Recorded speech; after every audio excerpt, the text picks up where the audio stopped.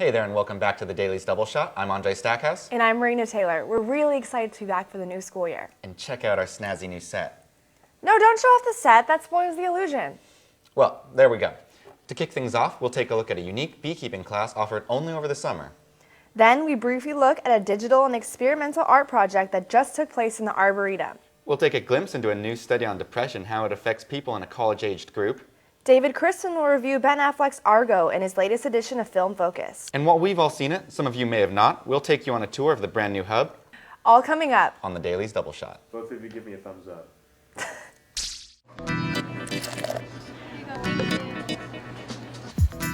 Ooh, what is that? Chinese. Yeah.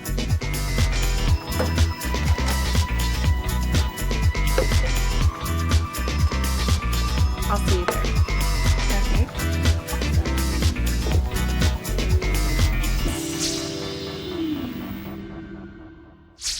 Hey Marina, did you take any interesting classes over the summer? I actually wasn't even here this summer, but I've heard that there are some really interesting classes you can take.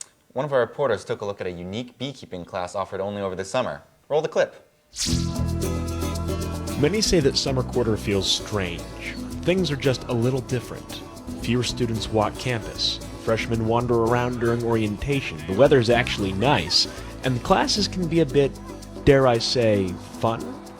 We decided to check out one such interesting class, Bio 399, more commonly known as the Beekeeping Class. Yes, a class about bees. We headed down to a small shed next to the greenhouses where the students do their hands-on work. Two students, Alex Pock and Russ Stephenson, tell us a bit about why they decided to take the class. Well, I started a beekeeping class because I thought I'm taking actually a full-time for this summer quarter, and I thought beekeeping would be a nice, easy, fun class to take, you know, along with all the other hard classes that I'm taking right now. It looked like fun. At some point it's like, hey, I'm a senior, I should be able to have a little bit of fun in my thing. I don't want it to be all organic chemistry and ridiculous classes, so it looked like an interesting class to take over the summer. The students' first ordeal comes right off the bat. In preparation for working with the bees, the class's instructor, Dr. Evan Sugden, requires that each student be stung once. First class that we had, everybody had to get stung because Evan, our professor, Professor Sugden, he had to make sure that nobody was gonna die or go into anaphylactic shock or something from the sting. So he had all of us get stung on our forearms. It actually wasn't that bad. I didn't even really feel it. I mean, it didn't hurt. Like I said, it just itched for a little bit and I'm fine. Well, we did have a student, she was actually in my project group. She had a pretty bad reaction. Like her area just like swelled up. And so she wanted to make sure, so she got stung a second time, and apparently she does have an allergic reaction to bee stings. So she had to drop out. When we went down to the bee shed, some of the students showed us one of the projects they had been working on, specifically removing pesticides from wax.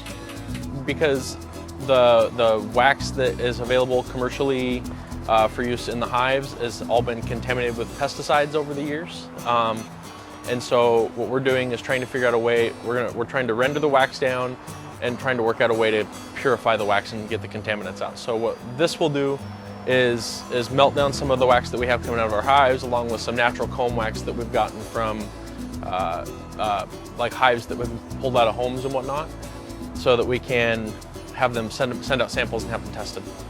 It's called a solar wax melter. It's basically just an insulated box with a glass lid. It's got two compartments. You put wax in the top compartment, you set it up at an angle, let the sun beat on it if we ever get sun, and it melts the wax down and then into a container that we'll put in the second compartment. Bio 399 is just one example of the remarkably interesting classes available to students during the summer. Make sure you look thoroughly through the course catalog if you're interested in a class that's just a little off the beaten path. I don't know if I could stand to be in that class. I don't want to have to get stung. Oh, I get it. Be in that class. You're hilarious. Up next, we take a look at a DX Arts project that just happened in the Arboretum.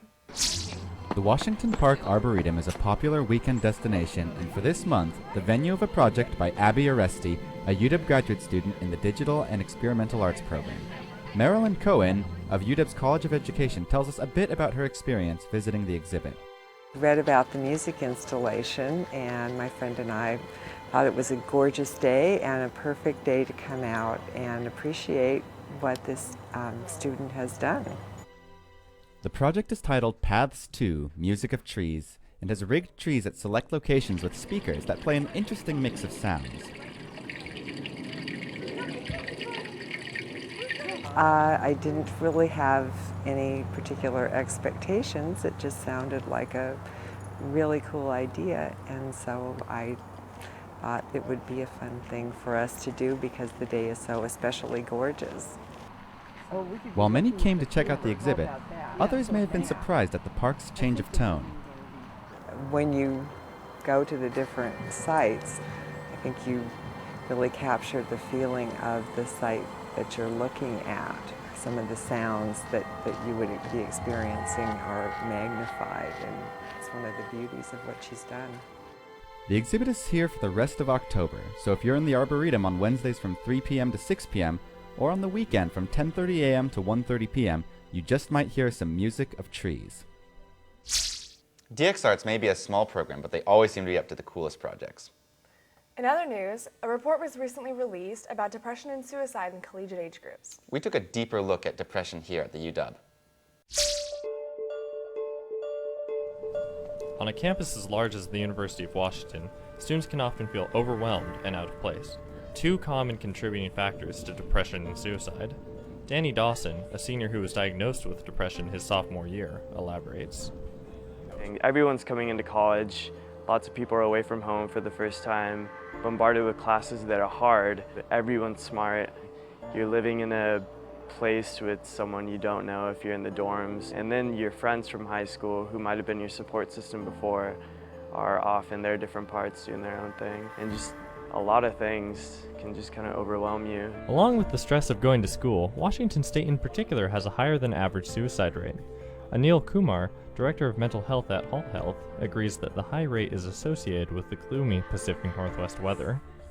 I have noticed in the past when things get really dark and gloomy here, the amount of people coming to this clinic kind of goes up quite a bit. And it has an effect, and everybody knows about something called a seasonal affective disorder, which is especially seen in students who come from sunny climate, like Southern California, for example. And then we don't see the sun here for 2 weeks.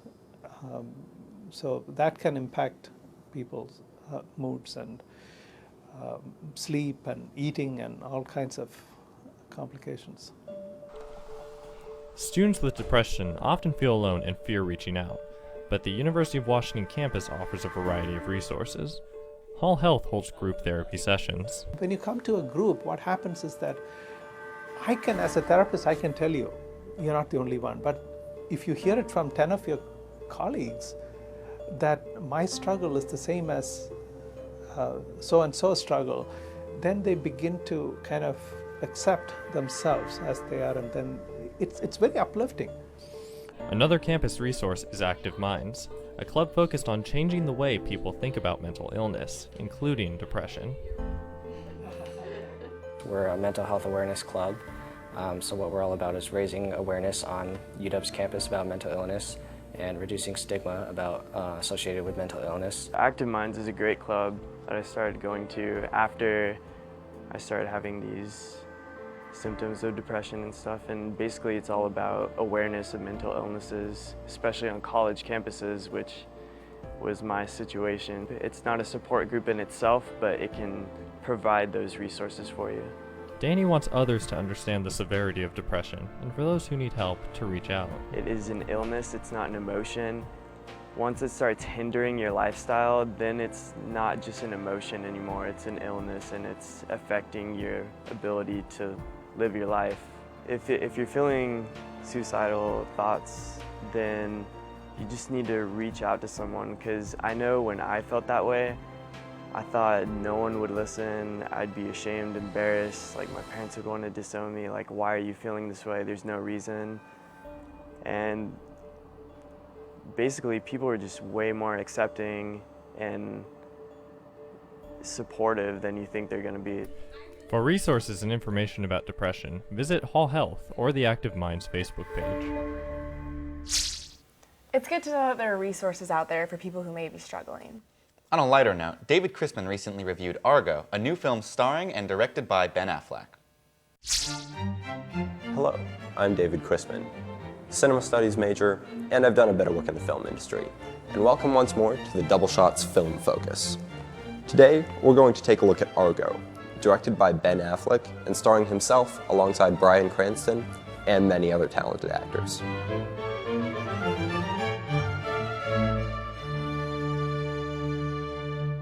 Argo is set during the Iranian Revolution and the ensuing hostage crisis, and tells the story of 6 members of the American embassy who managed to escape before the compound was stormed, and managed to hide out in the Canadian ambassador's house.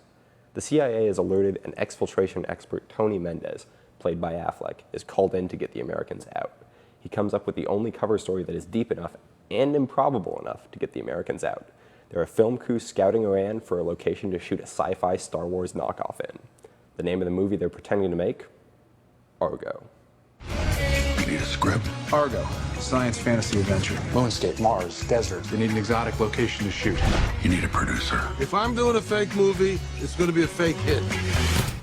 The acting in Argo is good across the board. Affleck in the role of Tony Mendez holds the film together as the one in charge of the mission on the ground, and we see both the personal and professional sides of the character. Bryan Cranston as Tony's boss performs excellently as the middleman caught between the rest of the US bureaucracy and Tony. Where the acting really shines through are the 6 Americans. Each one gives just the right mix of seeming paranoid, scared, and determined. Yet, despite this, they all have their own personalities. You never feel like they're just a group of interchangeable faces. They're each an individual with their own hopes, dreams, and demons to struggle with. The movie also managed to evoke the feeling of the era well. There's a small amount of original footage from the actual Iranian Revolution fit into the film, especially at the beginning, and Affleck as director manages to cut between real-life events and those newly filmed passably well. I never saw anything as I was watching that threw me out of the time period. It seemed like everything was truly from the 1970s. Yet, at the same time, Argo didn't feel like it was trying too hard. Affleck clearly did a good job establishing the time and place, and didn't feel as psychotic in its devotion to the time period as last year's Tinker Tailor Soldier Spy was, which in my book is a good thing. You have 72 hours to get them out. They're getting a visitor. You gotten people out this way before? No. Another thing that Argo did well was keep the suspense high. Even though the movie is based off historical events that must have turned out a certain way, the movie managed to keep me guessing as to what would happen until the very end. The suspense didn't feel forced either, as it so often can in these based on a true story films. Part of that comes from the direction, but another part from the actual events. While the Iranian hostage crisis is something most people have learned about in school, not many people would be familiar with the story Argo tells, making you always ask yourself, what will happen next? It sounds like there's a lot good about Argo, and there is. However, I wouldn't call it a great movie. It's one of the best thrillers I've seen in a while, and it functions well as a period piece. There's nothing specifically wrong with Argo. In fact, there's a lot right with it. But there's nothing that makes it seem like it'll stand the test of time. Making a statement like that leaves a lot up in the air, and I could end up being wrong.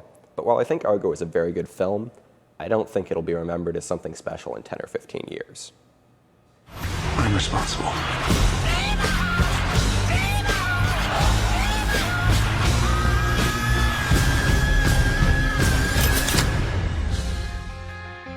You really believe your little story is going to make a difference when there's a gun to our heads?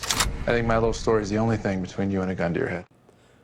All in all, Argo is a good film.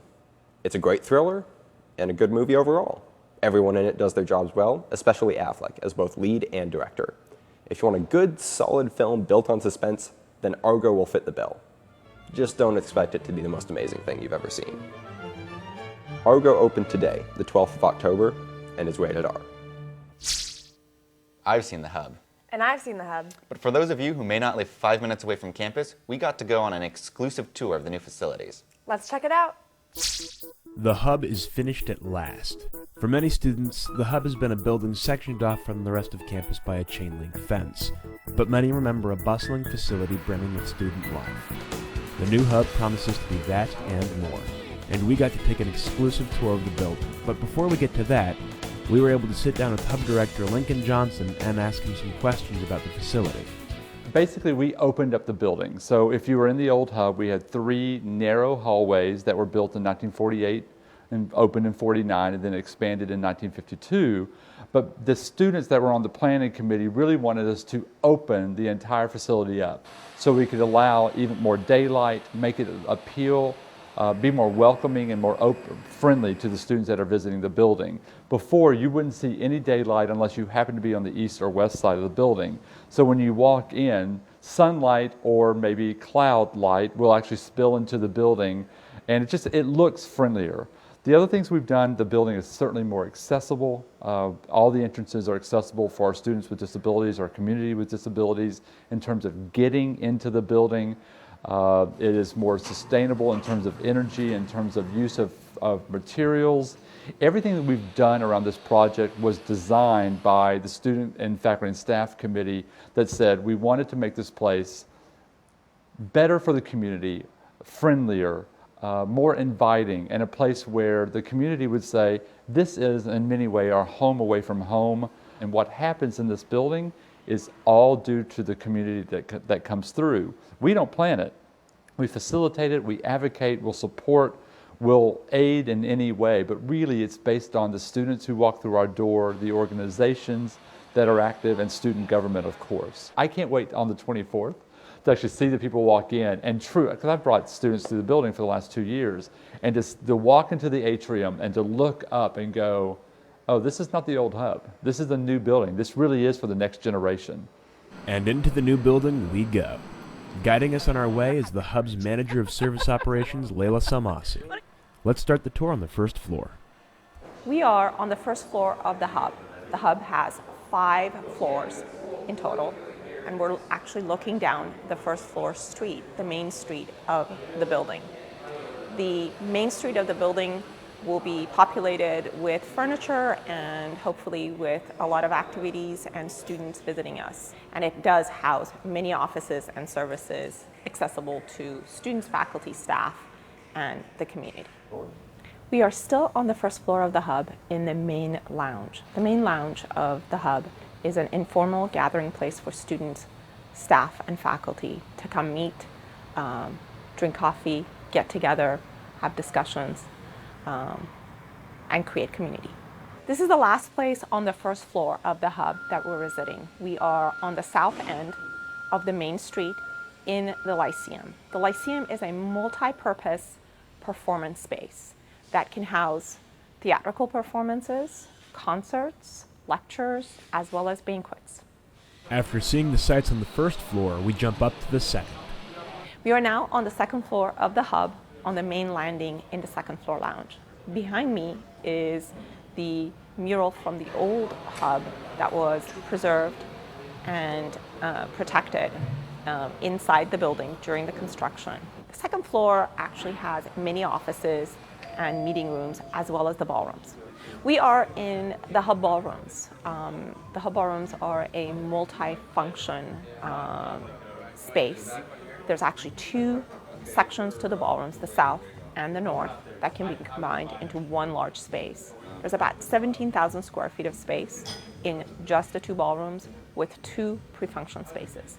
The ballrooms can accommodate galas, rock concerts, dances, banquets, many, many different programs. The ballrooms are unique in the entire city of Seattle in that they are the largest space with a commanding view of Lake Washington and 520.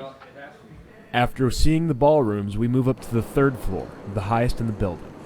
We are now on the third floor, which houses more offices and meeting spaces. I'm going to show you a meeting space just now.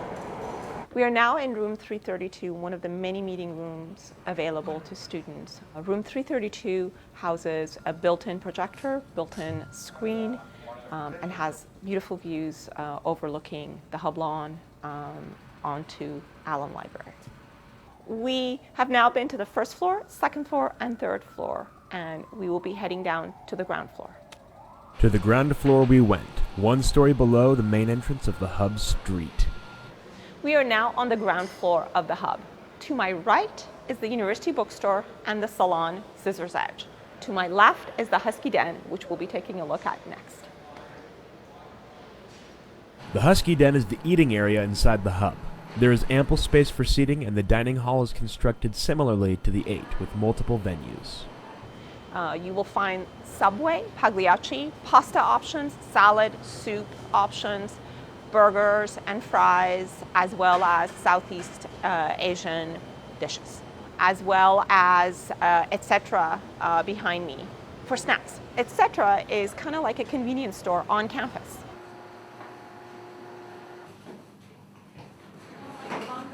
We are now in the Hub branch of the University Bookstore, where you can purchase classroom supplies, do book buybacks, and have any items that you need transferred from the main branch of the bookstore.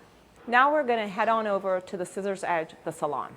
The salon is still being set up, and you'll be able to get a haircut, have your nails done, and find many other salon services. At long last, we move down to the basement floor, or Husky Hollow, which houses all of the game activities in the Hub. We are now on the last floor of our tour at the Husky Hollow, the games area here in the Hub. You'll find pool tables, bowling lanes, as well as a video game room to play at. It's a great place to come relax and have a good time with your friends. They actually do parties here too. They actually host parties, private parties, in the games area.